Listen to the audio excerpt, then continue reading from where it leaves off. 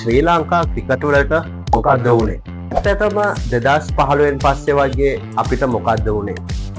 ආපහු කවදාවත් අපිට ඉස්සර තිබුණු ක්‍රිකට් එකට යන්න බැරි වෙයි. ජූලි 5 වෙනිදා ඉඳලා සැප්තැම්බර් 30 වෙනිදා වෙනකන් 2025 මේ මාස 3ක කාල සීමාව ඇතුලේ ශ්‍රී ලංකා කණ්ඩායම ක්‍රීඩා කරපු තරඟ ටික ගැන කතා කරනවා නම් මුලින්ම එන්නේ අපේ බංගලාදේශ එක ගහපු ටුර්නමන්ට් එක. ඇත්තටම මේ ODI 3 ඇතුලේ පේන්න තිබුණු විශේෂතම දෙයක් තමයි චරිත් අසලංකගේ කැප්ටන්සි එක සහ සීනියර් ප්ලේයර්ස් ලගේ රෙස්පොන්සිබිලිටි එක. ඒ වගේම මේ මැචස් තුනම ඕපනිං බැට්ස්මන් කෙනෙක් විදියට කුසල් මෙන්ඩිස් තමන්ගේ ඩියුටි එක හරියටම ටීම් එක වෙනුවෙන් කරලා දීපු බවක් පේන්න තිබුණා. ඒ වගේම මිඩල් ඕඩර් එකේ ප්ලේ කරපු චරිත් අසලංකත් සෙන්චරි එකක් සහ හාෆ් සෙන්චරි එකක් එක්ක හොඳ රිදම් එකක ප්ලේ කරනවා පේන්න තිබුණා. ඊළඟට එන්නේ තරඟ තුනක් තිබුණු T20 මැචස් ටික. මේකෙන් නම් අපි එකට දෙකක් විදියට බංගලාදේශයට පරදිනවා.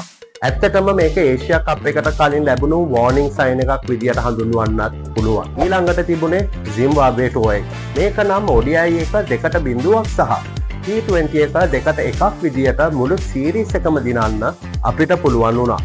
කලින් සීරීස් එකේදී සිද්ධ වුණු වැරදි හදාගෙන ප්ලේ කරපු බවක් පේන්න තිබුණා. මේක තමයි 2019න් පස්සේ අපි විදේශ රටකදී ODI සීරීස් එකක් දිනපු පළවෙනි පාර.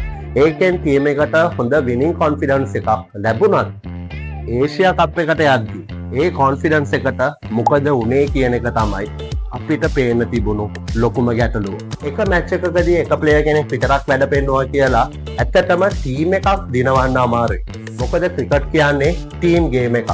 ටීම් එකක් විදියට හරි ප්ලෑන් එකක් එක්ක හොඳ විනිං මෙන්ටැලිටි එකකින් සෙල්ලම් කළොත් අපිට ආපහු අර්ජුන සංග මහේල කාලේ තිබුණු ක්‍රිකට් එකක් බලා ගන්න පුළුවන් කියන තැන තමයි අපි නම් ඉන්නේ. එහෙනම් මේ වගේම ක්‍රිකට් ලෝකයේ වැදගත් මාතෘකාවක් එක්ක ආපහු ඔයාලව හම්බ වෙන්න එනකම් හැමෝටම සුබ දවසක්.